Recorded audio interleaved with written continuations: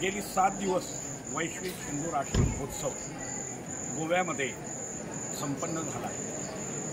आज कार्यक्रमाची सांगता झाली। आपल्यासोबत या ठिकाणी आहेत राष्ट्रीय प्रवक्ते आदरणीय रमेशजी शिंदे साहेब। त्यांच्याकडून या महोत्सवाच्या संदर्भात ऐकूया। या ठिकाणी मागचे 7 दिवस झालं आपण वैश्विक हिंदू राष्ट्र संमेलन आयोजित केलं होतं। गोव्यामध्ये फोंडा या शहरातील श्री रामनाथ देवस्थानामध्ये हे अतिशय सुंदर प्रकारे अधिवेशन झालं। या अधिवेशनामध्ये विविध प्रकारची सत्र झाली। हिंदू राष्ट्राच्या विषयीचं सत्र झालं, हिंदूंच्या वैचारिक योद्ध्यांसाठी हिंदू इंटलेक्च्युअल फोरमचं सत्र झालं, मंदिरांच्या दृष्टिकोनातून मंदिर संघटनांचं सत्र झालं आणि आता शेवटचे 2 दिवस अधिवक्त्यांसाठीचं सत्र होतं की कायदेशीर दृष्टिकोनातून हिंदुत्वासाठी कसं लढावं। या सगळ्या एकूण सत्रांमधून हिंदू राष्ट्राची भूमिका कशी लोकांच्या पुढे गेली पाहिजे, कशी समाजाच्या पुढे गेली पाहिजे आणि विरोधकांना कशा पद्धतीने त्यांच्या सूत्रांचं खंडन करता आलं पाहिजे, अशा विविध गोष्टी या ठिकाणी मांडण्यात आल्या।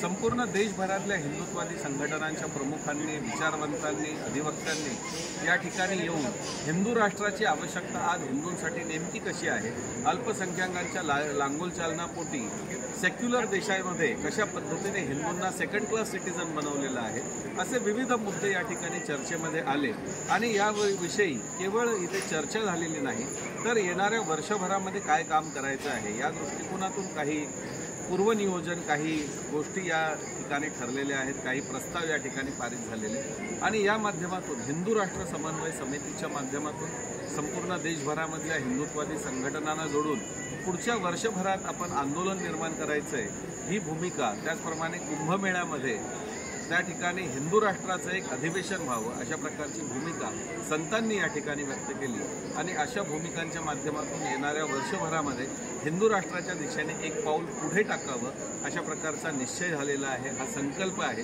आणि मला असं वाटतं की हा भगवंताच्या ठिकाणी झालेला संकल्प निश्चित पूर्णत्वास जाईल। वैश्विक हिंदू राष्ट्र महोत्सव रामनाथी गोवा।